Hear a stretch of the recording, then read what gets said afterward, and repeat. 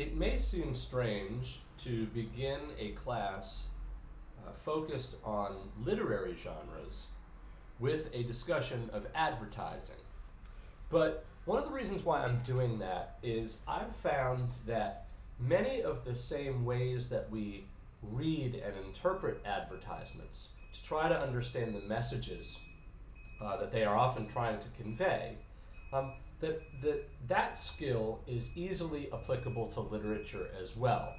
And since I think we all tend to be far more familiar with advertising and even how to read and interpret various ads, I think it makes for a useful starting point for a course that will ultimately look instead at literature.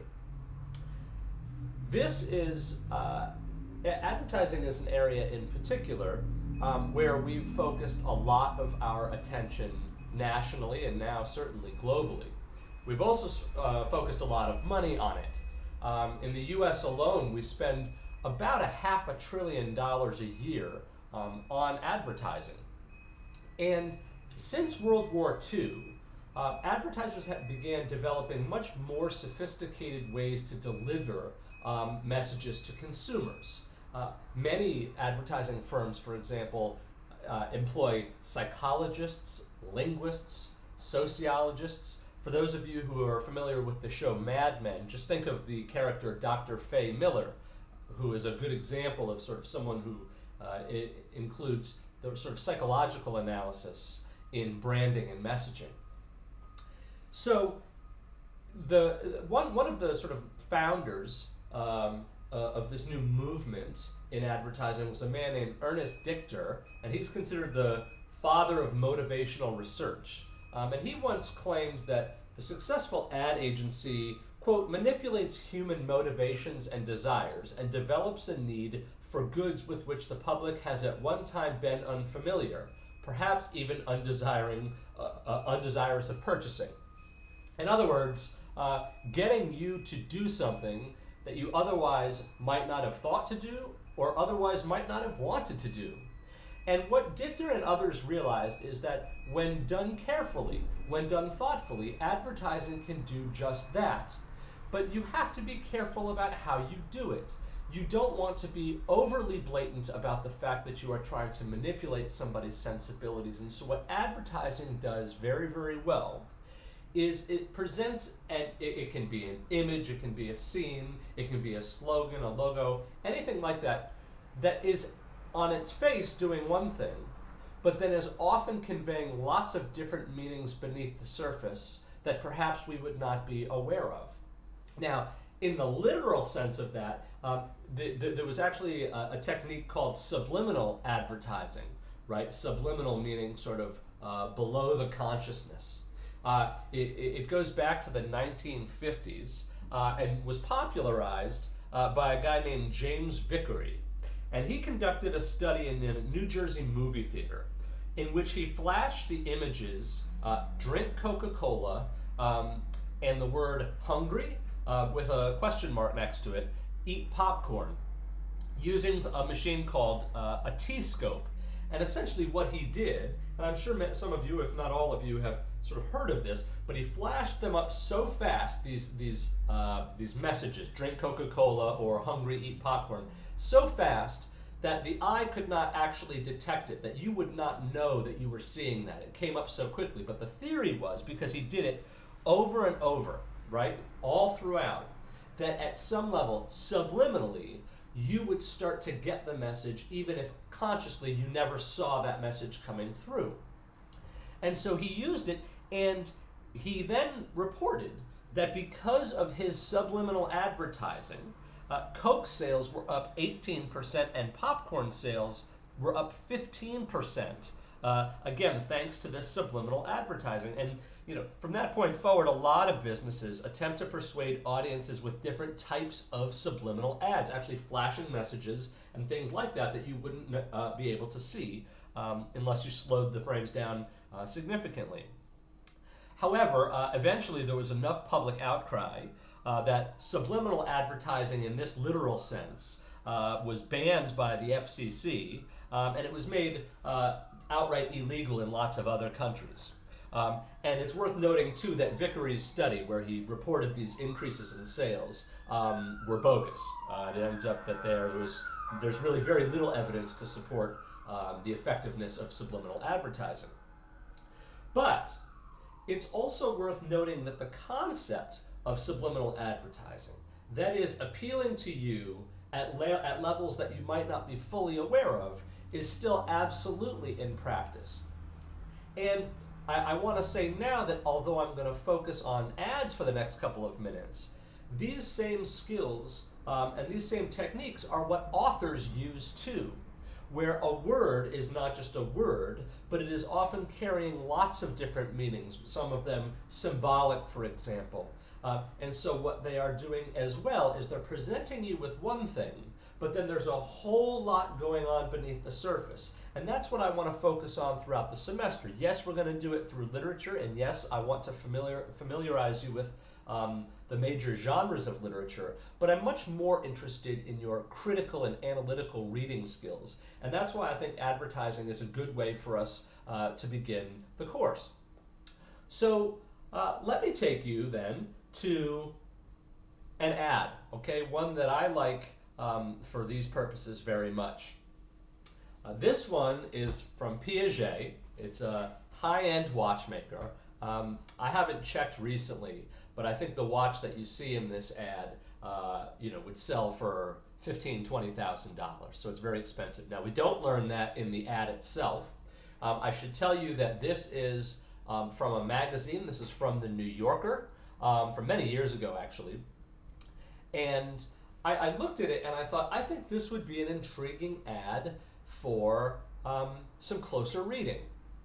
So when you look at an ad like this, I think a few things should jump out at you. Of course, the first is Piaget, The Secret Garden, and not only is that playing on a novel of the same title, Secret Garden, but it's also already giving us a slogan that we need to start thinking about, and how perhaps this ad is trying to convey a particular theme, an idea. And I think one of them, with the idea of secrecy, is that this watch is exclusive, right? It's secret. Not everybody has access to it. Something that its $20,000 price tag would reinforce. But I also think that its sort of exclusivity is reinforced by the lack of people. You know, it's a very common practice in advertising to have a person wearing a watch or an article of clothing or drinking a beverage or something. But in this case, the advertisers have decided not to include any people. And I think that here, that's very clever. On the one hand, it reinforces this idea of secrecy, right? If there's a crowd of people there, then it's not particularly secret or exclusive, is it? But on the other hand, this is a watch that's very expensive, and so it's already got a very narrow market. If you decided to put a person in the ad wearing this watch, let's say you put in a middle-aged white man, all of a sudden you have essentially eliminated other demographics that you might be targeting: an older audience, a younger audience, people of various ethnic or racial backgrounds. And so if you're talking about a watch that's exclusive and expensive, it's already got a limited market. What you wouldn't want to do with lots of people or with any people in there is limit it further by targeting a specific demographic. So it's a really clever way to balance this idea of applicability to everybody, but also exclusivity at the same time. So that's the first thing I noticed. Another thing that I notice is the location of the watch in the ad, and you notice that it's essentially in the lower right-hand corner. And I wonder why advertisers would choose to do that. I mean, certainly you can see that it's at the end of a pathway, and you can see maybe some stairs at the end. And I think that all could be sort of related to this idea of it, the journey it takes to reach the point at which you can attain this watch. If you think of that in terms of your career, right, by the time you can drop 20 grand on a watch, you've clearly been successful in some way. And so at the end of a path with steps and steps I think could represent sort of climbing the ladder, that type thing. I think that sort of placement makes sense, but I'm focusing on its placement in the lower right-hand corner. And there are a number of reasons why advertisers might do that. For example, in this case, this came from a magazine ad. And I think just in terms of pure sort of pragmatism, one reason why you might put it in the lower right-hand corner, and this was on, just so you know, this came from the page on the right. So if you were to lay the magazine open, it would be the right side. And if you think about it, when people are flipping through a magazine like the New Yorker, most are not flipping through for the ads. And so most are flip past the ads, and they have a very limited amount of time that they're going to look at that ad, a second or two. And so if you think about how one might typically turn the page or how it might work, typically people, and yes, I have done research to support this, typically people will touch the lower right-hand corner of the page to turn it. And if you think about it, that's very clever. In that lower right-hand corner, that's the one part that most people are going to see, even if briefly. And in that corner, you've clustered both the product itself and the brand name. And just as important, you've actually caused people to create a physical connection to it. Even if it's just a picture of it, they're touching it as they're turning the page. You know, that's one of the things that advertisers want more, is to create that kind of sensory connection. That's one of the reasons you're hearing a push for 3D television. It's not just coming from Hollywood or from the networks, it's coming from advertisers. So that's one reason why they might put it in the lower right-hand corner. I've had students suggest, and I like this, that putting it in the right-hand corner, why not? All of a sudden the word right takes on a different meaning, and this becomes the right choice, right? Buying a Piaget watch, however wrong spending this much money on a watch might seem, it's right. It's also what we know about the way people look at pictures and images like this. And it sort of, it breaks down to what's called the rule of thirds. And essentially, what we know is, imagine that the image you're looking at is broken down into 9 equal segments by 2 vertical and 2 horizontal lines. What we know about the way the eye works is it tends to look along these lines and specifically tends to look at where they intersect. Our eyes are naturally drawn to the intersections of these lines that create these sort of 9 segments. And then, so what that means is, sure enough, they place the watch right at one of those intersections, further assuring that even if we only see it briefly, we are going to focus on that watch. The fact that it's big and glowing in gold, I think, doesn't hurt either.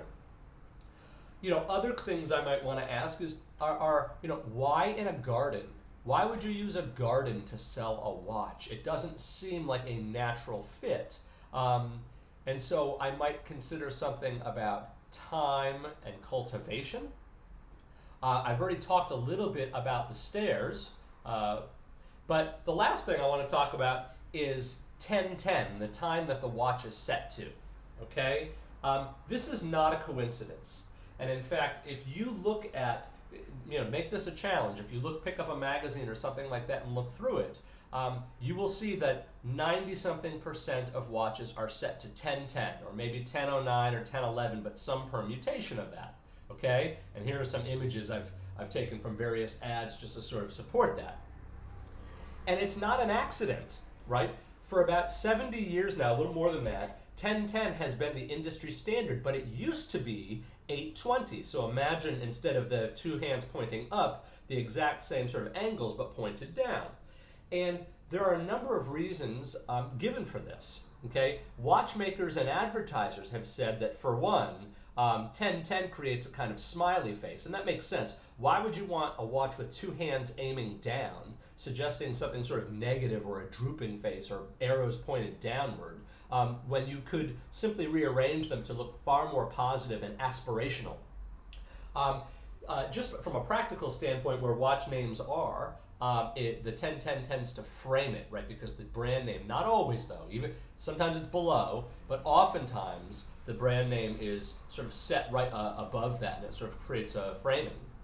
It also provides balance and symmetry, just in terms of not only the way that the hands are both aiming in the same at the same angle, but they're both, in this case, aiming at tens. So it's not just, with 820, the angles would still be the same, but the numbers that they're pointing at wouldn't be the same. But here it would be 10 and 10. So it really is sort of perfectly symmetrical. But beyond what watchmakers and advertisers are telling us, there are lots of other connotations that go along with 1010 as why you would set a watch to that compared to any other time. Think about it as a perfect 10, a 10 out of 10. We just finished the Olympics, right? And when you talk about perfection, you often talk about it on a 10 scale. And so if you have the opportunity to set your watch to a 10-10, then you're already conveying this idea of perfection. I've had other suggestions from students and others that it creates a V, maybe like a victory or like a check mark. If you look at the way that it was, that the watch was positioned in the Piaget ad, turned on its side, which by the way is what it would look like if you put it on your left hand. That's how you would look at it. All of a sudden it creates the greater than sign, right? If it were 820, it would create this lesser than sign. But why would you want to do that? You want to suggest greatness. Also, and I'll let you do some research about sort of what the golden angle is, and how that relates to sort of nature generally, and therefore connects to the garden. One thing, think about the time of day, what 1010 might suggest or signify, right? If you set this thing to 6:30, I mean, forget about, of course you lose all the symmetry, but all of a sudden you're picking a time that for many people is when they get up in the morning or when they're at rush hour coming home from work. It's not a time of tranquility like this ad is trying to sort of remind us of. And even a peace sign. I had one student once tell me that he saw a peace sign, right? That if you look at these two hands and then the final second hand, in another second or two, it's going to make that peace sign. Maybe the message of the ad being, you're one step away from tranquility and peace. And what might that step be? You buy this watch. Now, I'm not saying that all of this is exactly what the advertisers had in mind, but what I am saying is that there's far more to this ad than simply what you see on the surface. And I think 1010 is a good illustration, a good example of where a lot of thought actually does go into something that seems otherwise sort of random or unimportant. So that's sort of that's the ad that I wanted to spend a few minutes on. Now, what I've asked you to do for your homework on Blackboard for this first week is to look at a different ad, and I'm not going to spend any time really analyzing it. And you do not have to go along with this theme, but I thought I might give you this as a suggestion. I believe that this ad, in many different ways, is working to reinforce the notion of reliability. Something that Audis, although they are very well-engineered machines, something that they have struggled with in the past, reliability. And I put this little Consumer Reports thing just to show you those black circles are not good, okay? And so, again, if you think about it in terms of reliability and trying to create the sense that this is a reliable brand or reliable car, what elements of the ad go into that? Now, on Blackboard, when you address this, you do not have to deal with reliability. You can look at this from an entirely different angle if you want to. It's just one I'm suggesting. But regardless of what you think they're trying to convey, ultimately, I think some questions to consider is, why is there no car? Why is this in sepia tone? Why emphasize the rings, other than the obvious sort of connection to the Audi logo? Why a bridge in this type of bridge? Why this time of day? By the way, what time of day is it? And why this sort of natural setting? Again, not something we necessarily would associate with automobiles. And I'll just click here to the end just to show you sort of the works cited that I used to create this. But this is a really quick primer, not only to advertising, and that's, I mean, to call this even a quick primer would be exaggerating it, but also it's a quick introduction to the way I want you to start approaching, obviously the ad this week that you're going to look at, but also how I want you to start looking at the literary works that we consider, because a word is more than a word. It's suggesting far more than just what it said, what you see on the surface. And as you start to penetrate that, as you start to recognize that there are meanings going on beneath the surface, you will start to fully appreciate and fully understand these works. But for this week, we're going to try it on advertising. I look forward to your responses on Blackboard. Okay,